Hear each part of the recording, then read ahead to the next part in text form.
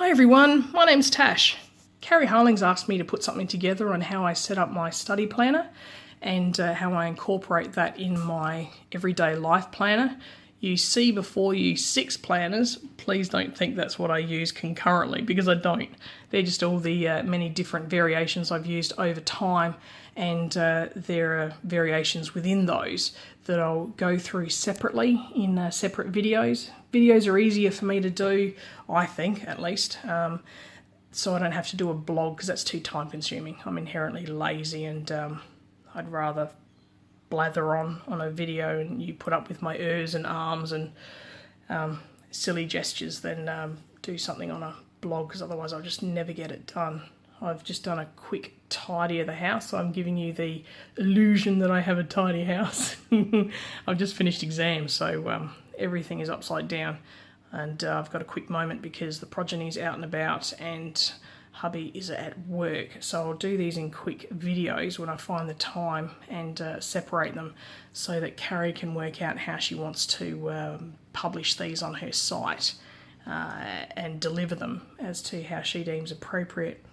A bit history from me, so at least you know where I'm coming from and why I set my study up as I have. I'm from Adelaide in South Australia. I'm now part-time police prosecutor and study part-time law at university. I'm a mum of a daughter who starts school in 2 months, so I've got to somehow fit that into my planner.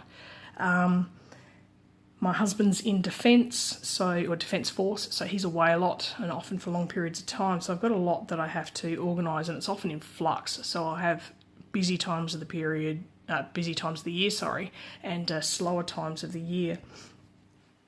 I started planning quite some years ago, probably about 6 or 7 years ago, I think, with Erin Condren Life Planner, the old vertical one that had the original morning, day and evening set up, and that was pretty good in the beginning, and then I decided it was too bulky to carry around and probably not professional enough for me to take at work. Then I joined a Facebook group on planners, and a friend, Nikki Griffin, hi Nikki, recommended DIYFish to me, and originally I was too intimidated by that because it just looked too complex. However, I gave it a go and I haven't looked back since, really.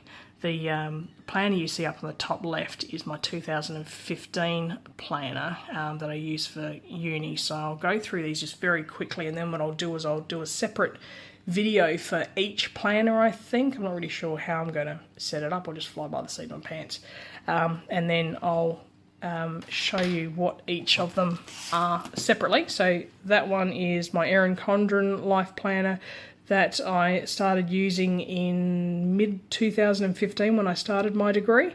I had originally 2 separate planners. So this was my study planner and I had my everyday planner for everything else. I wanted a separate study planner just so that I could have something fun and colourful just to encourage me to study. However, I have to have everything in front of my face, otherwise it doesn't exist. I'm sure a lot can relate to that.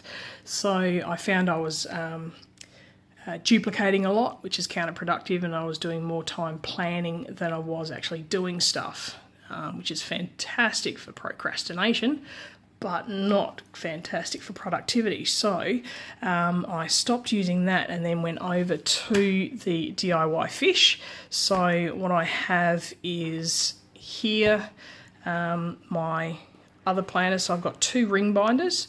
So these 2 are, that one is my Vonderspec standard, I think the size is, but personal in Touch Me. And this one here is the Vonderspec Touch Me purple in, I think they call it Manager, which is A5. And that one is my Vonderspec Nomad, which is the full-size traveller's notebook. I have used that the least amount of time actually for study. I used that as a full-time planner for a while, but it just became a little bit too bulky. And then these 2 are my Chic Sparrow planners. So that one, this one here is the Field Note, I think, size of something. I can't remember. I've had this for God knows how long, donkey's years. This is just my brain dump book that I carry out and about and throw notes in that I haven't used in a while because I've got myself very disorganised. And this one is basically my alternative to my Vonderspec, so that I can have a traveller's notebook set up instead of ring set up. Being left-handed, my Hmong fists, because I have man-size hands, not delicate lady hands, man-size hands that take up the whole bloody page, as you can see. So I get frustrated with rings often, and then I've got to go over to the book. But the problem is when you set up booklets, you don't have the flexibility to insert and remove individual pages. You're stuck with a booklet, so it's a constant battle for me. But I'll go through those more in detail down the track. So I'll finish this video here, and then I'll start another video on the Erin Condren one. And actually, before I do that, I should make it clear that I do use three devices concurrently. So I've got my paper planner. This one I'm using currently. And I have my phone planner, which is a business calendar 2, I think it's called, on my Android phone, and that just has all of my scheduling, all of my appointments and all that sort of stuff as a digital quick reference and backup. And I also have Evernote that I use for my study, that I set that up to attach all of my study plans, documents, attachments and all that sort of thing, that I'll go through in a separate video. So that is basically it for the introduction, and then I will start another one on the Erin Condren one. Thanks, bye.